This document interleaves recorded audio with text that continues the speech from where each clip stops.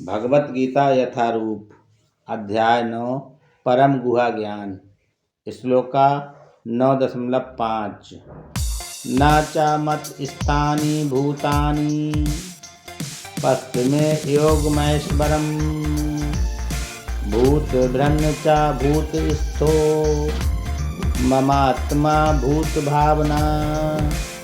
भावार्थ, तथापि मेरे द्वारा उत्पन्न सारी वस्तुएं मुझ में स्थित नहीं रहती। जरा मेरे योग ऐश्वर्य को देखो। यद्यपि मैं समस्त जीवों का पालक भरता हूँ और सर्वत्र व्याप्त हूँ, लेकिन मैं इस विराट अव्यक्ति का अंश नहीं हूँ, क्योंकि मैं सृष्टि का कारण स्वरूप हूँ। तात्पर्य, भगवान का कथन है कि सब कुछ उन्हीं पर आश्रित मत स्थानी सर्वभूतानि। इसका अन्य अर्थ नहीं लगाना चाहिए। भगवान इस भौतिक जगत के पालन तथा निर्वाह के लिए प्रत्यक्ष रूप से उत्तरदायी नहीं हैं। कभी कभी हम एटलस, एक रोमन देवता को अपने कंधों पर गोला उठाए देखते हैं। वह अत्यंत थका लगता है और इस विशाल पृथ्वी लोक को धारण किए रहता है।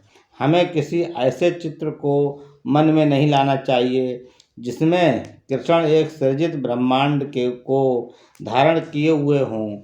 उनका कहना है कि यद्यपि सारी वस्तुएं उन पर टिकी हैं, किंतु वे पृथक रहते हैं। सारे लोग अंतरिक्ष में तैर रहे हैं और ये अंतरिक्ष परमेश्वर की शक्ति है, किंतु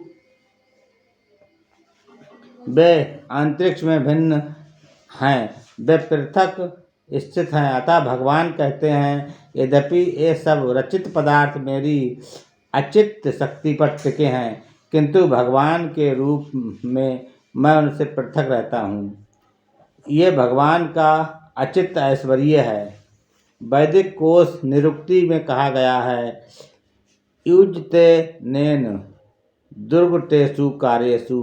परमेश्वर अपनी शक्ति का प्रदर्शन करते हुए अचित्त आश्चर्यजनक लीलाएं कर रहे हैं। उनका व्यक्तित्व विभिन्न शक्तियों से पूर्ण है और उनका संकल्प स्वयं तत्व है। भगवान को इसी रूप में समझना चाहिए।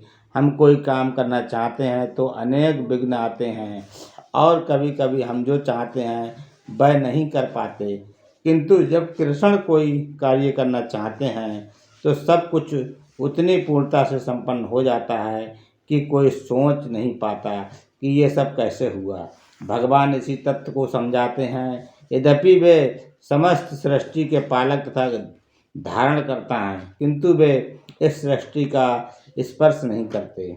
केवल उनकी परम इच्छा से प्रत्येक वस्तु का सृजन, धारण, पालन एवं संहार होता है।